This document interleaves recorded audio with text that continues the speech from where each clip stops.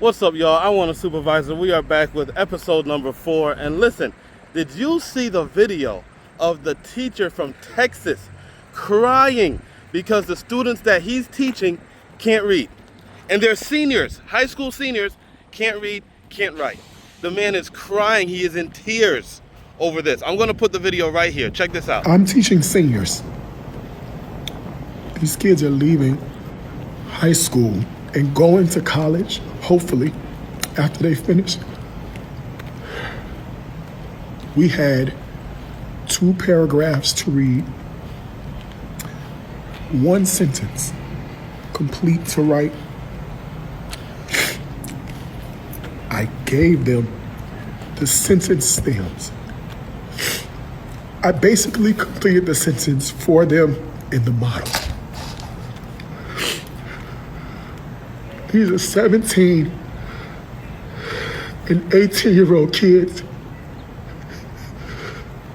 and they couldn't fill in 4 words. 4 words. You see that?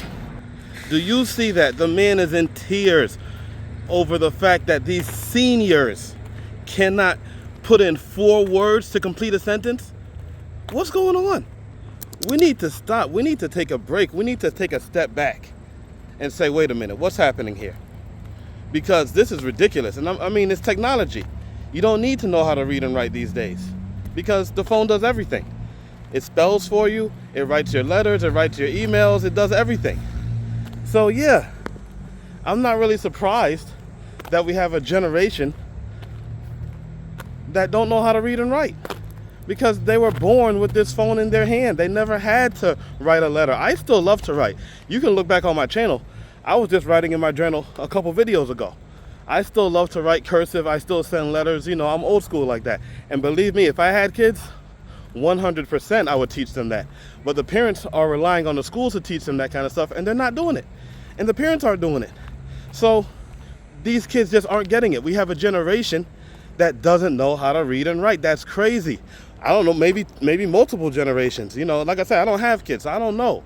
I'm not in the schools. I don't know what's going on. But that's crazy. So parents, don't rely on the school system. Make sure that you are teaching your kids. And I'm sure there's parents out there that don't know how to read and write either. You know, so we got an epidemic on our hands, guys. We got to really rein this in. We got to control this. We can't let this happen. Not on our watch. Unbelievable. I guarantee you my nieces and nephews can read and write. Yeah, this uncle's not going to let that happen on his watch. No way. Under no circumstances. I send my nibblings letters. You know, you don't always got to call them and text them. Write them a letter. How you doing, niece, nephew? You know, it's your uncle. They probably never got our handwritten letter in their life. Send them one. Send them one. Okay? Don't throw away those classic practices. Timeless stuff like that. Letter writing. You know, just manners. Simple. Get back to basics. Everything doesn't have to be AI. Everything doesn't have to be complicated. We need to get back to basics here. Clearly. We need to get back to basics. Keep it simple. The KISS method. KISS. Keep it simple, stupid. Keep it simple. I don't want to call you stupid, but if you can't read and write, hey, if I wrote down that you were stupid, would you be able to know what I wrote? Oh, man. It's not funny. You know, I'm making light of it, but it's really not funny. Okay? So when I saw that video, I said, wow, unbelievable. The man is in tears crying because he just can't believe that his 18-year-old senior students can't do something as simple. And he said he gave them the answer, basically. Woo, that's scary, y'all. That is scary. So let's see if we can do something about it. We can turn it around, right? We can turn it around. Just sit your kids down, take the phone away, and give them a workbook and say, hey, listen, do this workbook. Make it a challenge. Make it a challenge, a workbook challenge, a sentence writing challenge, a paragraph writing challenge. We have all these challenges. all these dance challenges that do nothing for us. Let's do some challenges that we can actually benefit from. Maybe I'll start it. Maybe I'll start the first letter writing challenge. That's what we need to do. Write a letter to somebody, address it, put it in the mail. They don't know where the address goes. They don't know where the return address goes. They don't know where the stamp goes. They don't know any of that. Let's make that a challenge. Bring back pen pals. Remember we had pen pals? You had to write a letter to somebody across the world. And it was amazing. And when we get those letters back, it was so fun. We got to bring it back. We got to bring it back. Okay? I'm gonna do some of that. I'm gonna do something. I'm gonna do something to bring back basic common sense, understanding, knowledge. Because we don't need a nation full of ignorant people who can't even write a letter. How does that help us? And then they come out here into society and we have to interact with these people and they don't know how to act. They don't have basic manners. They don't have basic decorum. And then we have to deal with them. No. So, the internet is a good and bad thing. It's good because, the spread of information is so fast, it's light speed.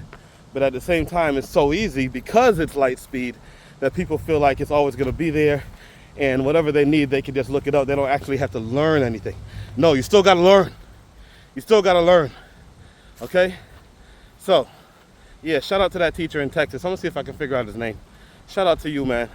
Thank you for being one of the ones that are trying to do something and trying to, teach these kids the right way, okay? We salute you.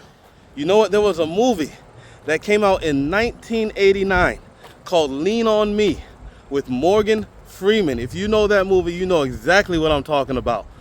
That movie was about a high school that was terrible. It was the worst high school you'd ever seen. I mean, violence, weapons, drugs, gangs, everything, okay? And it was an inner city school, and they brought in Morgan Freeman to fix it up. His name was Joe Clark. Joe Clark, the HNIC. And they brought him in to fix it up. And he came in chopping heads. He came in firing people, expelling students. I mean, he was just swinging it all over the place, just chopping it down and getting it back to a sense of civility. And he had to make a lot of hard decisions. And he had to upset a lot of people that didn't want to see those changes. And he had to do what he had to do. But it took a lot of strength. It took a lot of teamwork. It took a lot of courage. It took a lot of discipline. It took a lot of work. It wasn't easy. Now, it was a movie, so they made it look easy. But you can just imagine doing that in real life. And what I love about it is, it was real. It wasn't like a Dangerous Minds where you got some pretty little white teacher that comes in there and just fixes everything. Like, come on, let's be real. This was a grown black man in a black school fixing black problems.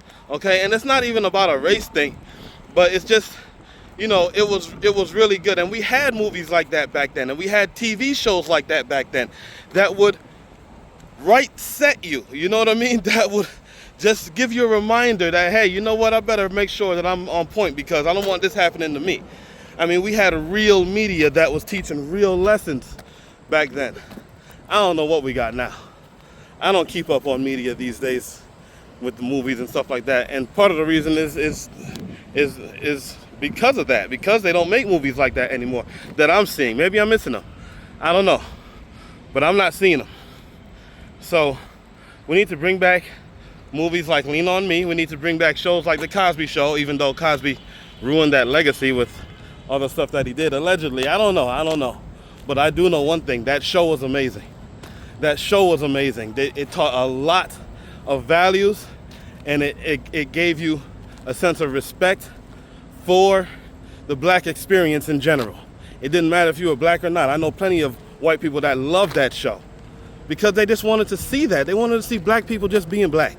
Not, just being themselves, just being people. It's not about being black. It's just about being a person. That's really what it's about. It's just about being an American, a good person, a good human. Forget about the race and all of this. Just be decent. But you got to know how to read and write. You got to have basic manners, But, at the same time, it's not about race, but it is good to have somebody that looks like you telling you what you need to know. Because it edifies you when you see somebody that looks like you doing well and progressing in life. And that's the kind of mentor that's going to be the most effective, because they know what you're going through, because they've probably been through the same thing, you know? So it's not about race just for the sake of being about race. It's about shared experiences, okay? So anyway, shout out to that teacher. Shout out to that movie. Let's bring movies like that back. Lean on Me. I could stand to watch it again, actually. It was such a good movie. And yeah, it was just sad to see that video, man. So I just wanted to share that with y'all. And hopefully together we can turn it around.